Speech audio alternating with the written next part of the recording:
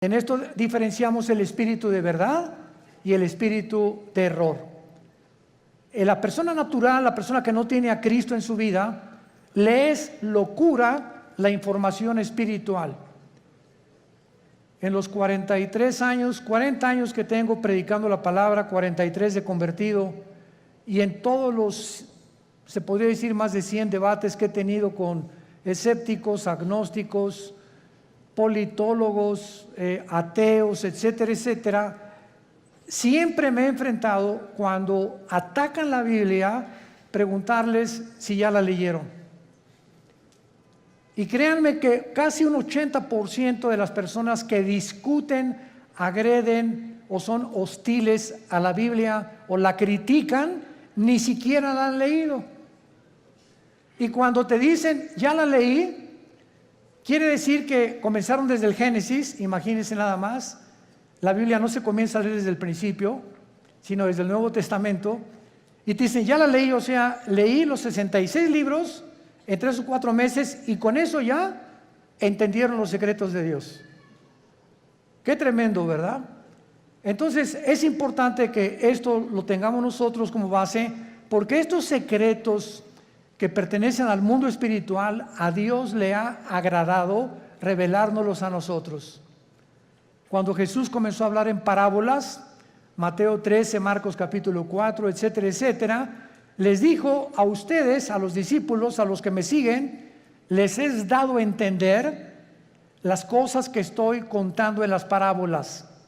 Que el sembrador salió a sembrar, que el trigo, la cizaña, las aves del cielo, la tierra, etcétera, etcétera, que la gente ni siquiera entiende, tenían un trasfondo espiritual dado a los que siguen a Jesús.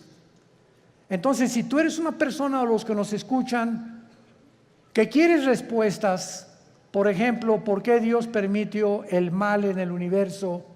¿Por qué, si Dios sabía que Adán y Eva iban a pecar, por qué los creó sabiendo como omnisciente que es Dios, etcétera, etcétera? No vas a tener respuestas hasta que comiences a seguir a Jesús, porque a Dios no le interesa enriquecer tu conocimiento intelectual, sino cambiar tu vida, transformar tu vida.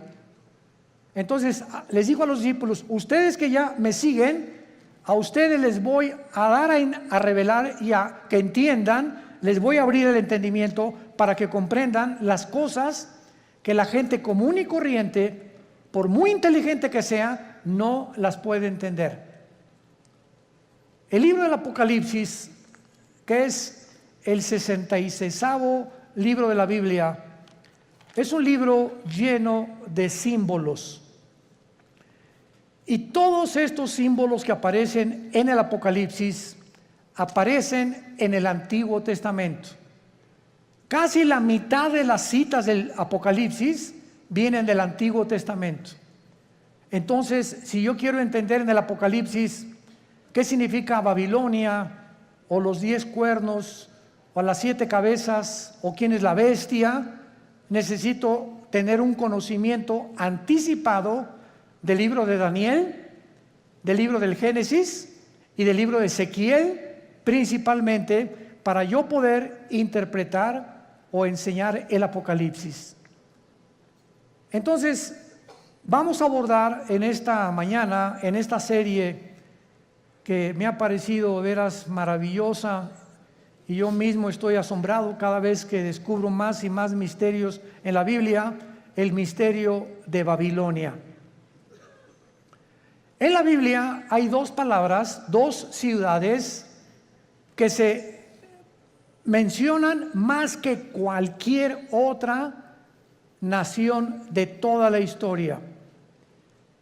Y la primera es Jerusalén. Es la que más se menciona desde el Génesis hasta el Apocalipsis. Y la segunda es Babilonia. Cuando la Biblia termina en el Apocalipsis mencionando a Babilonia, a una ramera que vamos a ver ahorita, por eso se le llama un misterio, porque es la madre de las rameras y de las abominaciones de la tierra.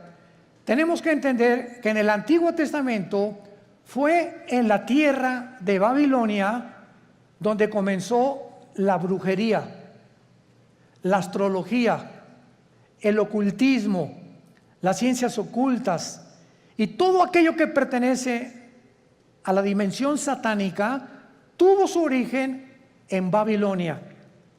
Ahora bien, la palabra Babilonia y Babel son intercambiables, pero encontramos nosotros en Génesis capítulo 10 que la primera ciudad que Nimrod se le menciona en Génesis 10 del 8 al 10 como un cazador delante de Jehová. Pero esa palabra delante de Jehová significa en contra de Dios en el original hebreo. Y él fue el primer hombre que levantó Babilonia, que después acabaron levantando una torre, Génesis 11, la torre de Babel, donde Dios tuvo que confundir las lenguas, porque si ellos continuaban con ese sueño, con ese anhelo de llegar al cielo y de tener comunicación con los astros, etcétera, etcétera, ellos iban a acabar completamente destruidos por Dios. Entonces, la gran variedad de lenguajes que hay en el mundo es una manifestación de la misericordia de Dios, porque de otra manera nos acabaríamos todos, pero en 3 días. Entonces, gracias a que unos hablan francés, otros español, otros italiano, etcétera, etcétera, el mundo ha durado casi 6,000 años. Muy bien, ahora Babilonia, aparte en el Antiguo Testamento, aparece con otros nombres geográficamente. Uno de ellos es la tierra de los caldeos. La tierra de los caldeos. Y esta palabra, la tierra de los caldeos, esta frase significa la gente que vivía en Caldea, y Caldea era Babilonia. Entonces, cuando tú oyes la tierra de los caldeos, es la zona geográfica donde la humanidad se comenzó a levantar en contra de Dios. Y actualmente, geográficamente, se encuentra en la nación de Irak. Ahí lo que es ahorita Irak y Siria. Porque en el Antiguo Testamento Irak y Siria era la tierra de la Mesopotamia y no había una división, estas dos naciones no están divididas todavía, y toda esa área geográfica es precisamente donde comenzó la humanidad, de acuerdo a la Biblia, porque por ahí corre el río Tigris, que nace en en Turquía, son como 3,000 kilómetros y desemboca en el Golfo Pérsico, donde ahorita hay una gran tensión, por cierto, entre Irán, Inglaterra y Estados Unidos, porque Irán continúa apoderándose de los barcos petroleros ingleses, porque está provocando Irán. No sé si leen los periódicos, anoche otro escándalo, que no han soltado el barco que capturaron los iraníes en el Golfo Pérsico, el estrecho de Hormuz, que es exactamente junto a Irán, porque ellos quieren una guerra contra Estados Unidos por el grupo Hezbollah terrorista, para que si Estados Unidos actúa a través de la naval y a través de la guerra y viene un enfrentamiento, entonces entraría a la guerra Israel, y bíblicamente los judíos destruirían Elam. Apúntalo, de Enrique, L-A-M. Elam es una franja que está dentro de Irán, junto al Golfo Pérsico, pero es la parte más pegada al Golfo Pérsico, al estrecho de Hormuz. Y ahí en Elam, que pertenece a Irán, es donde se encuentran los reactores nucleares más poderosos de Irán. Ahí están las centrifugadoras del uranio 235, que es el elemento químico para producir la bomba atómica o las bombas nucleares. Entonces, de acuerdo a la Biblia, en el libro de Jeremías y en el libro de Ezequiel, se profetizó hace 2500 años que Elam iba a ser destruido, no Irán, porque Irán va a sobrevivir a la guerra de Ezequiel 38 cuando se una con Rusia y Turquía para destruir Israel, cosa que no lo van a lograr. Entonces, Babilonia significa confusión. Confusión. Otras traducciones la han puesto porque en la Torre de Babel querían ellos tener una puerta para con Dios. Querían que era una puerta al cielo que los iba a comunicar con los dioses. Pero la palabra Babel es básicamente la palabra confusión. Entonces vemos que nosotros, que desde el principio de la humanidad hasta el final de la humanidad, los seres humanos vivirán confundidos sin Dios. Esto es lo interesante de por qué aparece otra vez la palabra confusión al terminar el Apocalipsis, relacionado con las religiones. Porque aquí vamos a encontrar a una mujer, y las mujeres en la Biblia siempre han representado dos cosas espiritualmente nada más. Encontramos, ¿verdad?, a las mujeres que representan la iglesia, porque la iglesia se le compara con una mujer, y la otra Jezabel, o la gran ramera, que representa las religiones o la falsificación del camino a Dios, que es lo que querían hacer con la Torre de Babel. Y antes de entrar al capítulo 17 de Apocalipsis, quiero que vean otra cosa en el capítulo 9 de Apocalipsis. Rápidamente regresen al capítulo 9 y vean ustedes algo tremendo. Vemos nosotros en la sexta trompeta, Apocalipsis 9, versículo 13 en adelante, de qué manera se describe en la sexta trompeta uno de los ríos que atraviesan Babilonia. El sexto ángel tocó la trompeta y oí una voz de entre los cuatro cuernos del altar de oro que estaba delante de Dios, diciendo al sexto ángel que tenía la trompeta: desata los cuatro ángeles que están atados junto al gran río Bravo. ¿Eso dice? No, ¿verdad? Junto al Nilo. Tampoco. Qué interesante que hay cuatro principados satánicos ahorita atados junto al río Éufrates, que es el río que atraviesa Irak y Siria, y que desemboca en el Golfo Pérsico, donde hay una gran posibilidad que estalle una próxima guerra. En otras palabras, de acuerdo a la Biblia, el área geográfica más endemoniada que hay, más satánica, más que el Teposteco y más que cualquier otro lugar donde hay brujería a la mexicana, es Irak e Irán. Ahí están cuatro principados atados, y dice la Biblia, y fueron desatados, versículo 15, los cuatro ángeles que estaban preparados para la hora, el día, el mes y el año, a fin de matar a la tercera parte de los ángeles. En otras palabras, el mundo que vivimos actualmente está bajo el control de ángeles, pero no ángeles buenos, ángeles caídos. Y la Biblia nos corre las cortinas y nos muestra que en esta época que estamos viviendo, que ya se va a acabar, vamos a entrar a donde ya los ángeles caídos serán completamente derrotados, y entrará Cristo con la iglesia a gobernar el mundo por 1000 años, después la Nueva Jerusalén, después la eternidad. Pero dice Hebreos capítulo 2, Dios no sujetó el mundo venidero a los ángeles.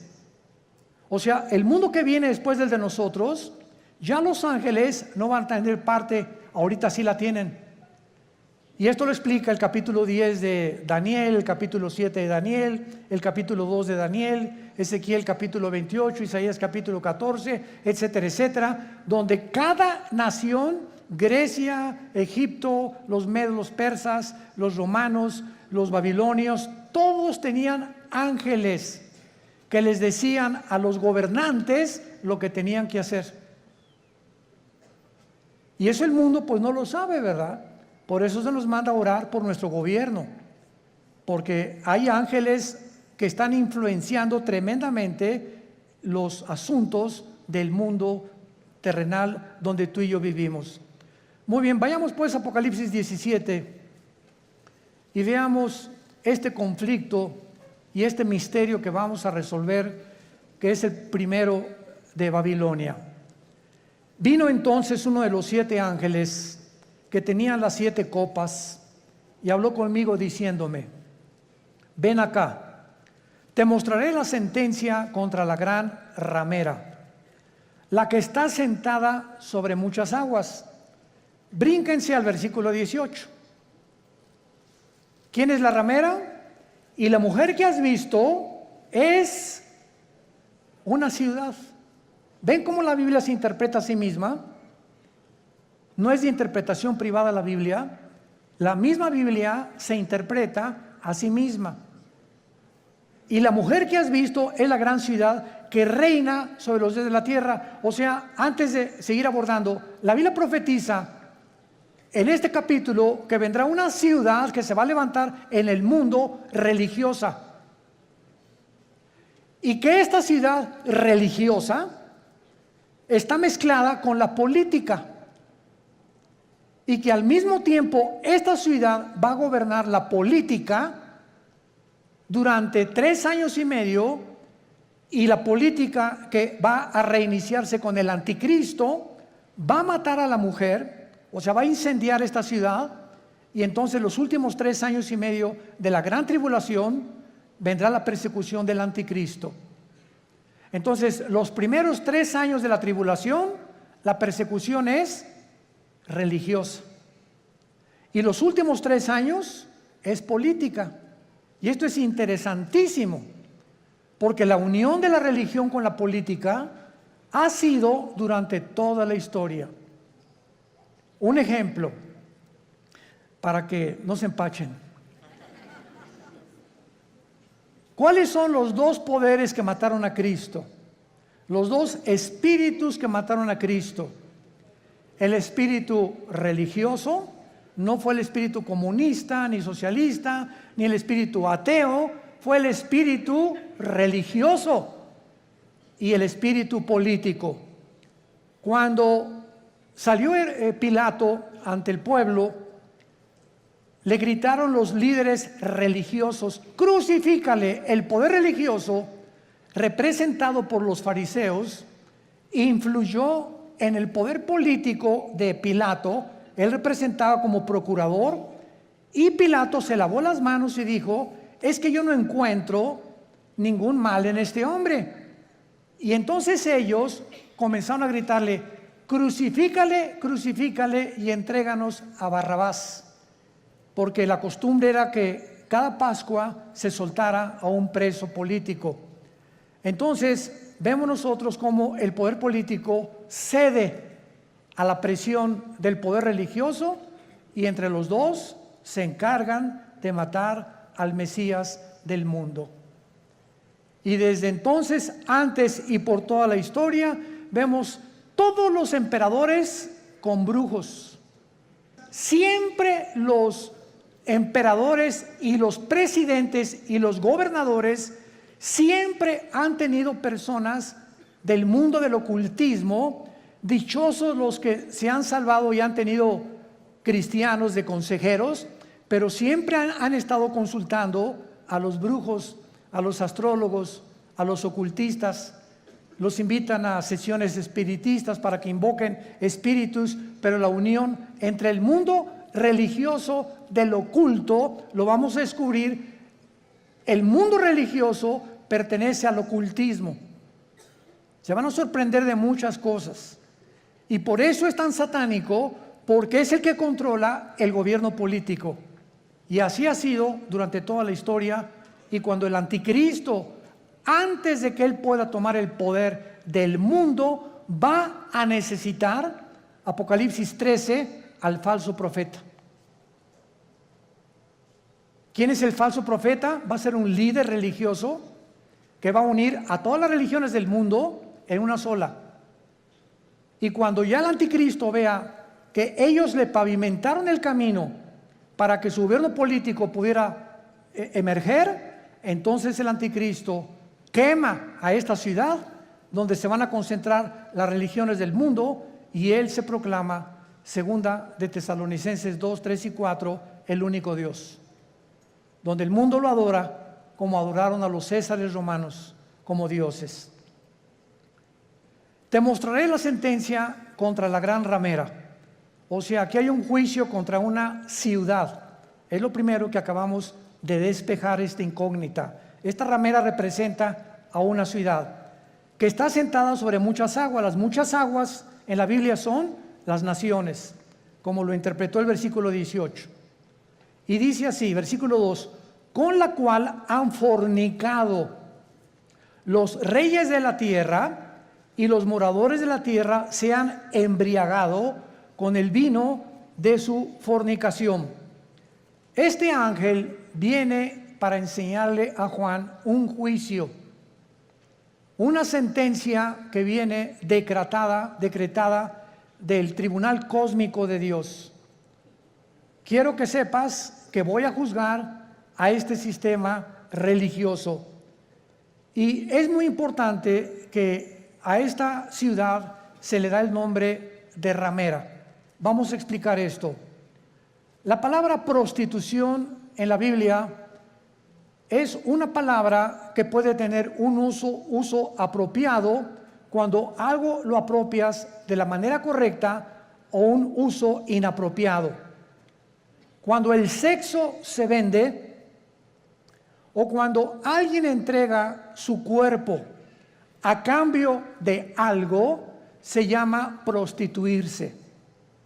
Entonces, cualquier persona que tenga relaciones sexuales porque va a recibir ya sea dinero o una mejor posición, o porque el jefe de tu trabajo te invitó a Acapulco porque te va a ser su secretaria particular con el doble de sueldo, tú te estás prostituyendo. Pero no solamente en ese aspecto se puede usar la palabra prostituirse, también se puede usar en el ministerio cristiano.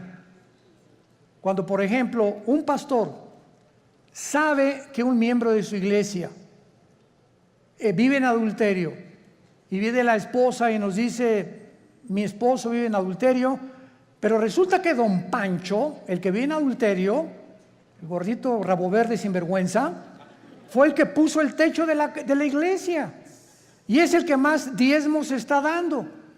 Entonces, si un pastor, por saber que don Pancho es el que más económicamente está ayudando a la iglesia, y ese pastor no disciplina a don Pancho, ese pastor es un prostituto.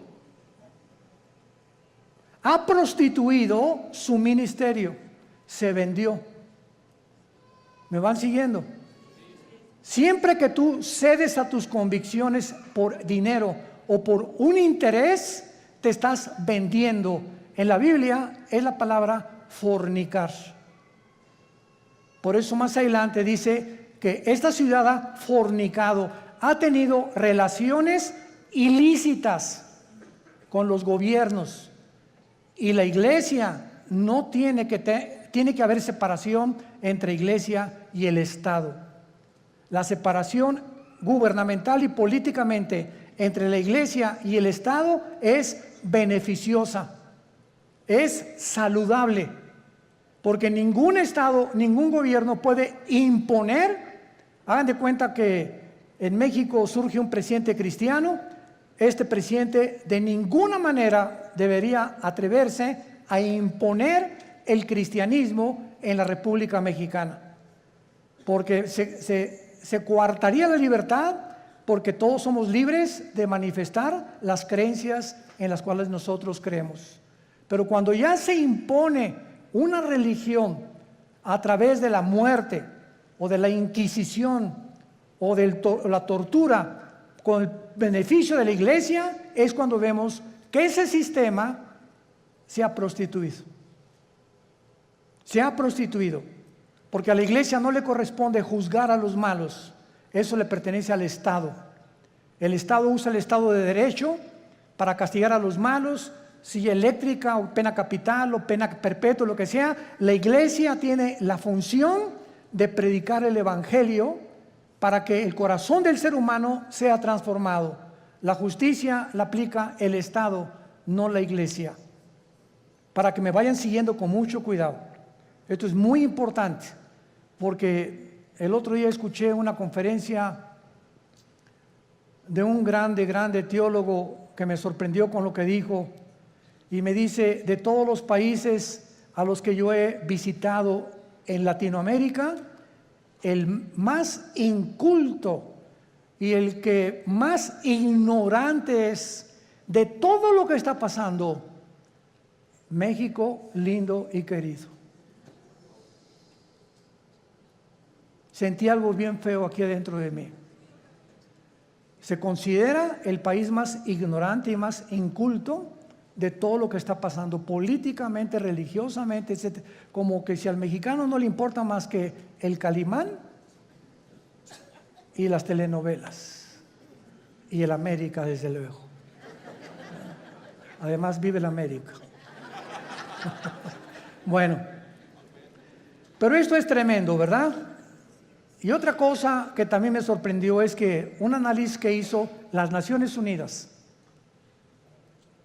fue que en Europa el promedio de la gente normal, desde los 10 años de edad hasta los 25 o 30 años de edad, cualquier europeo de cualquier nación de Europa ha leído antes de los 25 años por lo menos 6, 7 libros al año. Y en México, 1 al año. Y con trabajo no lo acabaron. ¿Se imaginan? Estamos con el esto, con el Calimán, la televisión, ausentes completamente de cultivar nuestro espíritu, nuestra mente intelectual. Me gradúo de abogado y jamás me vuelvo a meter a la jurisprudencia ni a los libros. Me gradúo de médico, no me actualizo con todos la tecnología impresionante en la medicina que hay actualmente. Por ejemplo, no sé cuántos de ustedes han notado que ya no uso lentes. Asústame. No es para que se asusten, ¿verdad? Pero es increíble. Tengo como 40 años usando lentes. Yo tenía hipermetropía, estigmatismo y no podía leer. Ahorita tengo una visión de 20/20, impresionante. ¿Saben lo que me hicieron? Resulta que ahí en Dallas, Texas, está uno de los médicos oftalmólogos que trajo el rayo láser. Pero a mí no me hicieron nada más el rayo láser, sino que me hicieron 2 implantes de la oftalmología, 2 implantes intraoculares. O sea, me metieron 2 ojos. O 2 lentes, no sé. Y cuando yo le pregunté al oftalmólogo después, duró 16 minutos la cirugía. Primero uno y como al mes me hicieron el otro. Y le dije, bueno, ¿cómo está esta explicación? Y me dice, mira, hay 5 tipos de lentes. El que te metimos a ti se llama ultralight. ¿Qué significa esto? Con un rayo láser te perforamos una incisión milimétrica y por un tubo te metimos un lente envuelto como un taco. Y entró el lente y dentro de tu ojo se abrió como una tortilla. Y entonces se tiene que ir pegando a la parte de atrás, al tejido. Y en ese momento, bueno, me dieron entrenamiento, ¿verdad? Todos los días me dieron que tenía que hacer una pluma así, acercármela a todo, nomás como 50 o 100 veces hasta que ya pudiera ver de cerquito. Ahorita ya no necesito nada, ya puedo ver de lejos, ya la luz casi no me molesta. Pero es impresionante la tecnología de la oftalmología y de todas las demás ramas de la ciencia del siglo XXI.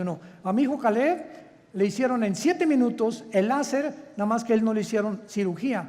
A él con el puro láser le quitaron los problemas que tenía de la vista con una garantía de 35 años. Ahí me dieron hasta que venga el Señor por nosotros. Pues sí, ya para qué quiero más, ¿verdad? Bueno, pero este es el mundo que estamos viviendo, ¿no? Entonces, están pasando muchas cosas en el mundo y tenemos que estar actualizados, tenemos que estar leyendo revistas, actualizándonos, ¿verdad? Las noticias para saber y enterarnos cómo está la cosa, y tenemos que tener hambre, pero más que nada, hambre de la Biblia. Muy bien. Entonces, la prostitución en este pasaje, la ramera, representa, si lo quieres apuntar, la prostitución de la religión. Cuando la religión se vende Cuando la religión ofrece, dame dinero y tu hijo va a ser sanado, dame dinero y la maldición se irá de tu casa, o manda dinero y vas a recibir a cambio algo, esta religión está negociando la salud y se está prostituyendo. Porque la Biblia dice que Dios ama al dador alegre, no por necesidad, ni por coerción, ni por amenaza, ni porque si no mandas, la maldición de Tutankamén caerá sobre tu casa. Ahí es cuando vemos la prostitución de la religión. Hace poco acaban de capturar a un hombre, ¿verdad?, en Estados Unidos, líder de una secta que se llamó La Luz del Mundo en México, que no se imaginan ustedes, ¿verdad? No son millonarios, son multimillonarios. Y lo más asombroso es que el 70% de las gentes que van a estos millones de personas que pertenecen y el dinero que tienen, son gente humilde, son gente de pobres, o sea, de la clase indígena y de casi, como decía Cantinflas, desleídos y desilustrados. No son muchos profesionistas, ni mucho menos. Y estas personas, ¿verdad?, tenían comandos armados. Cuando ese hombre viajaba con guardaespaldas, con ametralladoras, etcétera, etcétera. Y llegó a convencer a la gente de que él era Dios. Y cuando él entraba a la iglesia había un trono literal, donde él se sentaba con muchachas junto y muchachas por acá a los lados, y entraba y lo comenzaban a adorar como Dios. En otras palabras, él estaba vendiendo, prostituyendo la religión. Y así hay cantidad de sectas, e inclusive se puede dar en iglesias cristianas. Cuando los líderes, vuelvo a repetir, por causa del dinero o por conveniencia del dinero, se venden y sus convicciones las crucifican para poder obtener lo que ellos están ofreciendo mediante milagros. Este es el problema de las religiones que se prostituyen. Muy bien. Y esto es lo que sucede en Apocalipsis 17, como lo vamos a ir viendo, una ciudad prostituta que ha fornicado, dice el versículo 2, con los moradores de la tierra. Y más o menos ustedes ya pueden irse dando cuenta de quién estamos hablando. La única, para que ustedes estén enterados, sin afán de ofender a nadie, la única religión que existe en el mundo, la única que tiene un lugar en las Naciones Unidas, es Roma. La única religión que durante 18 siglos en Europa no permitía que los reyes se casaran más que con los que ellos autorizaban. La única religión que exigió que si no te convertías a Roma durante 350 años, nombró un papa a Torquemada, un hombre español, con la Inquisición, donde los abrían los cuerpos, les quitaban el pelo, los rapaban, pero con todo y la piel, les sacaban los ojos, los sentaban en estacas, los quemaban vivos a judíos y a cristianos, porque no aceptaron que Roma es la única religión que salva. Y hasta el siglo XXI, los estatutos romanos continúan enseñando lo mismo. Fuera de Roma no hay salvación. Esto es impresionante. Cuando yo tenía 12 años de edad, les he contado a muchos, fuimos educados, mi hermano Alejandro y yo, en colegios lasallistas, San Juan Bautista de la Sal. Y a los 13 años vivíamos en Acapulco, entré al seminario, yo quería ser cura, porque nos enseñaron los hermanos lasallistas en aquel tiempo el latín, en aquel tiempo éramos acólitos, el cura daba la misa en latín, cuando entraba supuestamente al altar, ¿verdad?, entraba y decía, introibo al altar de Deu, Justifica Juventudes Meam, me introdujo al altar de Dios a ofrecer los sacrificios por los vivos y por los muertos. Ya le contamos en latín los ¿cómo se llama?, los acólitos. Y cuando uno de los grandes dirigentes ahí llegó a visitarnos al seminario, nos dijo: ustedes están ya en el tiempo de hacer un voto de celibato sacerdotal. Y pues éramos como 10 o 12 muchachos de 14, 15 y 6 años de edad, y nos volteamos todos a ver qué significa el voto del celibato sacerdotal.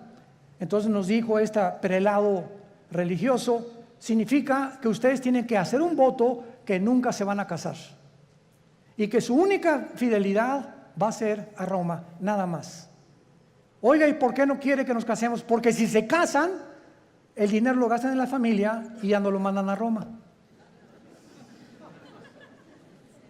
Esa es la razón por la cual no les conviene que se casen.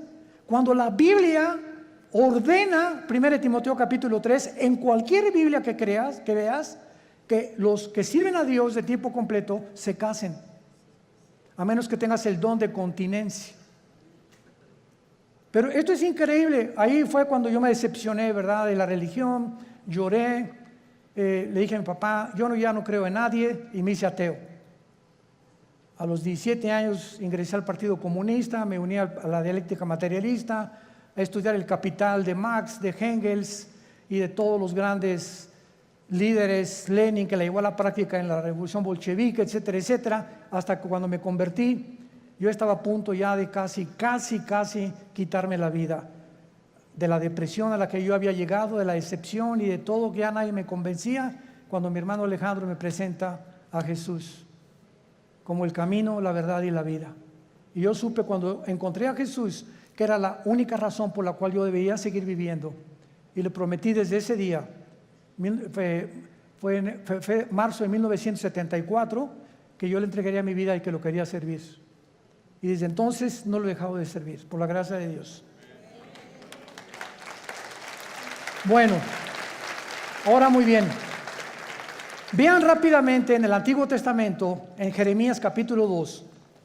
Jeremías capítulo 2, de qué forma en el Antiguo Testamento se menciona la fornicación física o la prostitución, así como material o terrenalmente. Una mujer se puede vender por dinero, la cual se le llama prostituirse o prostituirse, o un hombre también. Espiritualmente, Dios usa el mismo término cuando tú le dejas a Él por los ídolos, o cuando dejas a Dios por otras cosas más importantes que Él. Dice Jeremías capítulo 3. Dicen: si alguno dejare a su mujer, yéndose esta de él, y se juntare otro hombre, ¿volverá a ella más? ¿No será la tierra del todo amancillada? Tú pues, le está hablando Dios a Israel, has, ¿qué cosa? Fornicado con muchos amigos. Pero no se está refiriendo Dios a la fornicación física sexual. Veámoslo.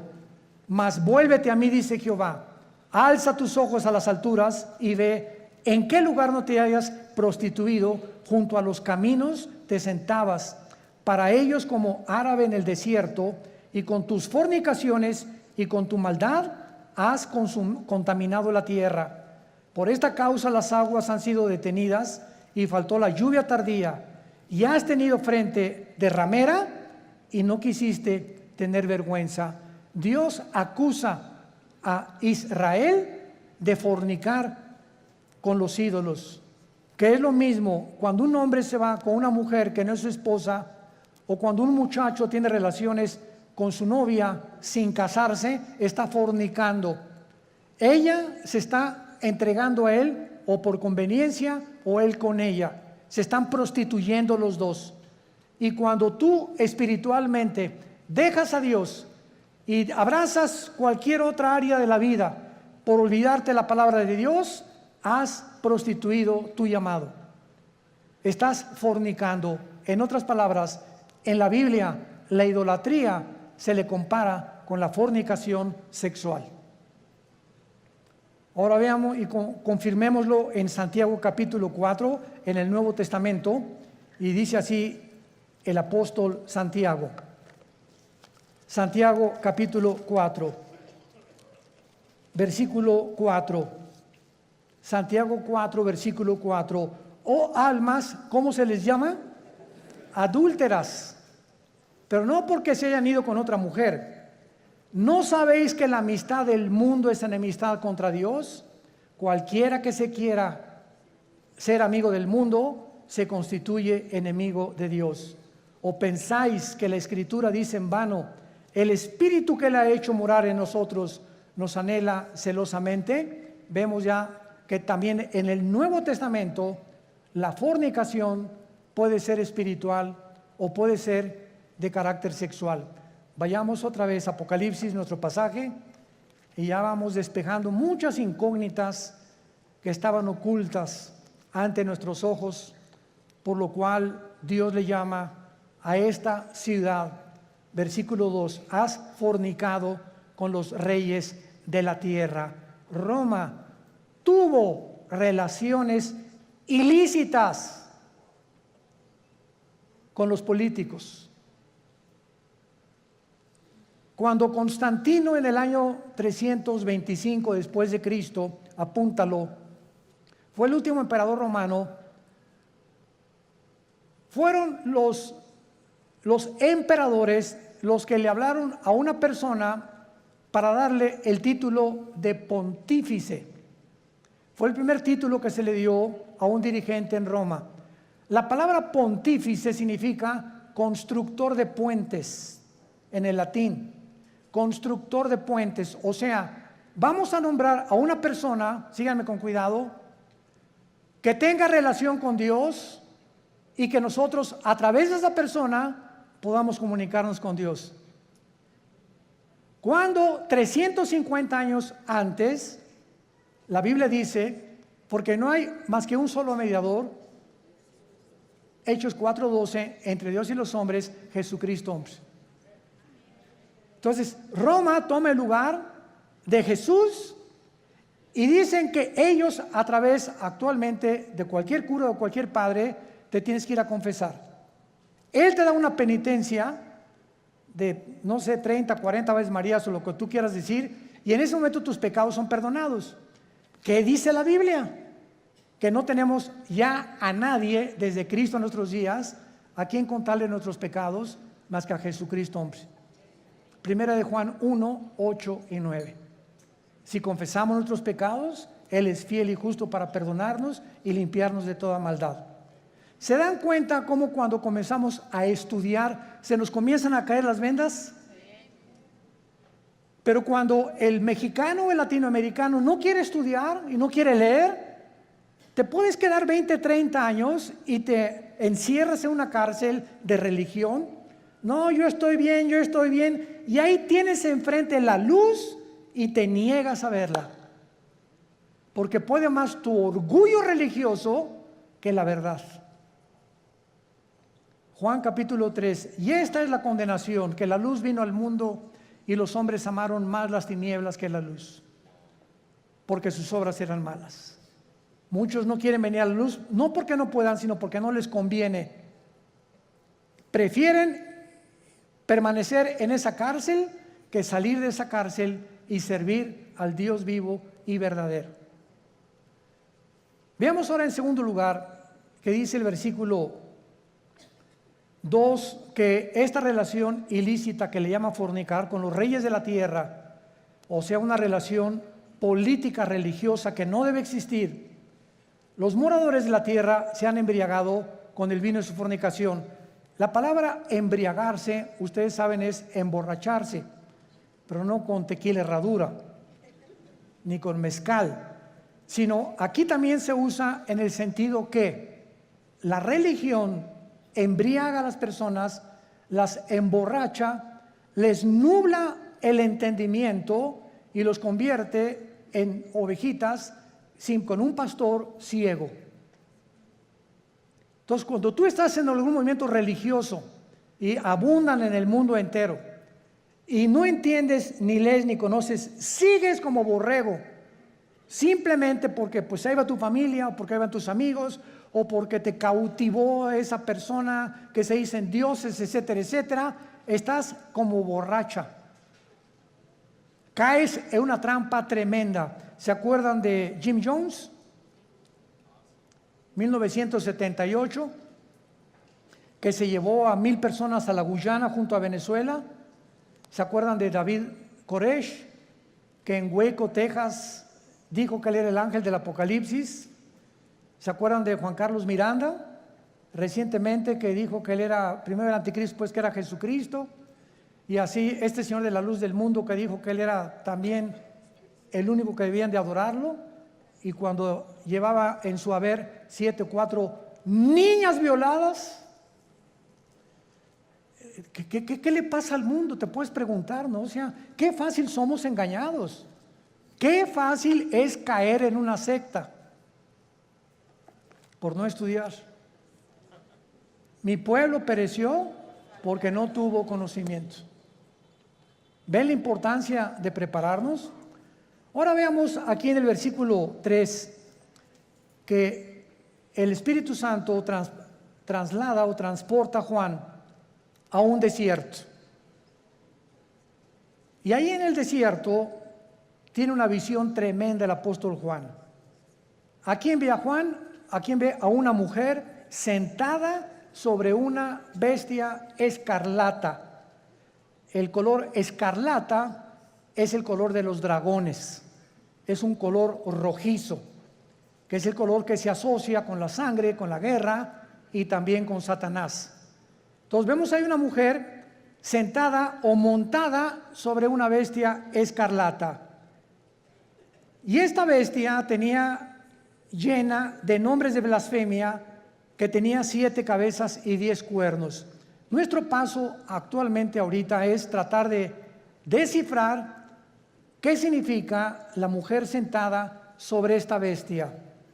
Muy bien, esta bestia en el versículo 8 nos da la interpretación.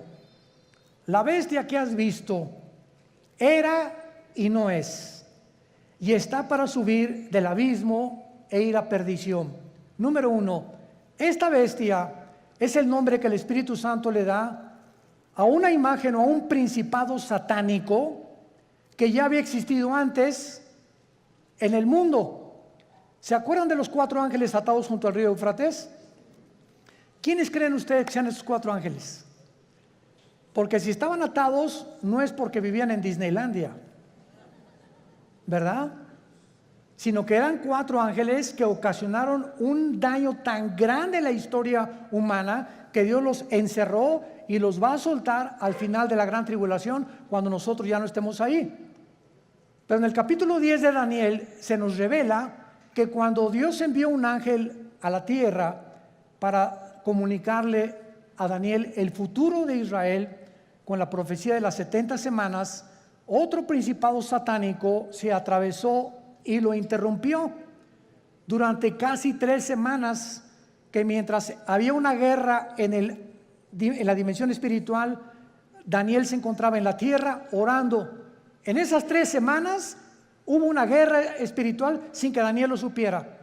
Y esas oraciones de Daniel hicieron que viniera el ángel y bajara Miguel, el arcángel y comandante en jefe de las huestes de los ángeles buenos de Dios, para que ese ángel fuera librado y llegara a la tierra, a Jerusalén, a Babilonia, y le entregara a Daniel el recado. Y entonces ahí el ángel le dice a Daniel: me detuvo el ángel de Persia. En otras palabras, el principado que estaba gobernando el imperio pérsico, que es el imperio de Irán, porque en 1935 se le cambió de Persia a Irán, era un principado satánico. ¿Y cuáles son los 4 imperios que Daniel menciona? Babilonia, los medos y los persas, los griegos y los romanos.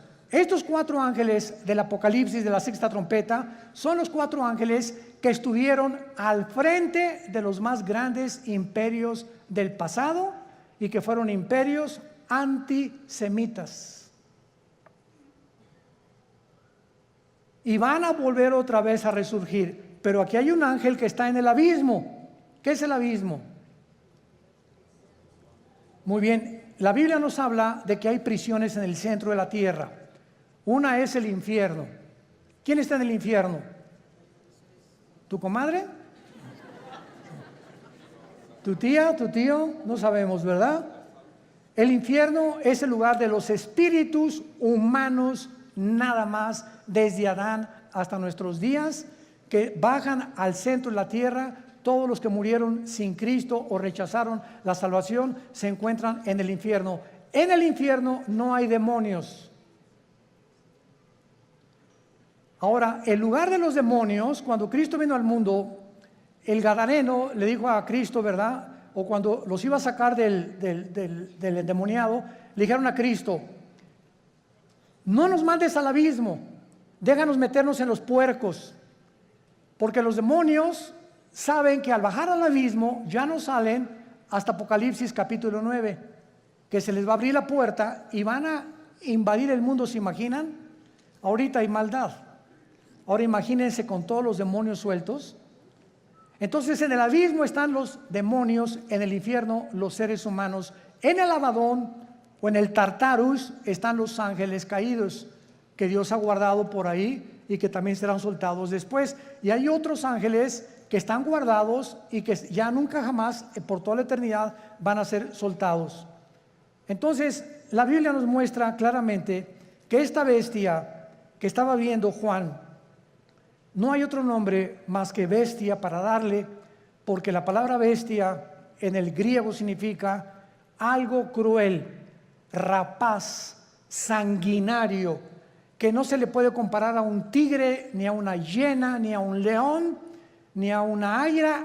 No hay ningún animal comparado, y por eso se le adjudicó el nombre de bestia.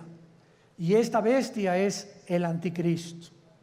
¿Qué nos dice la Biblia? Que cuando surge el anticristo, que lo más seguro es que el diablo va a tener relaciones con una prostituta. Y de esta relación van a ser el anticristo. ¿Cuándo entra el espíritu al cuerpo humano? Cuando mi papá se juntó con mi mamá, el cromosoma Y de mi papá se juntó con el óvulo de mi mamá, doble X, se formó una célula de 46 cromosomas que le llaman el cigoto o el cigote, ¿verdad? Y después ahí es el feto y ahí se va formando la criatura. La pregunta es la siguiente: ¿cuándo entra el alma humana o el espíritu al cuerpo humano? Esta pregunta ha hecho que los mismos científicos estén debatiendo actualmente cuándo se aborta y cuándo no se aborta. No hay ningún médico, ningún doctor, ningún genetista, ningún ginecólogo, nadie que te pueda decir cuándo comienza la vida. Y por eso se ha dado especulaciones. No, puedes abortar a las 3 semanas, a los 2 meses, al mes. Y las leyes en diferentes naciones cambian de acuerdo a la perspectiva y la opinión de tales o cuales médicos. Pero en el Salmo 139, escrito hace 3000 años, escribió Dios: mi embrión vieron tus ojos. Es en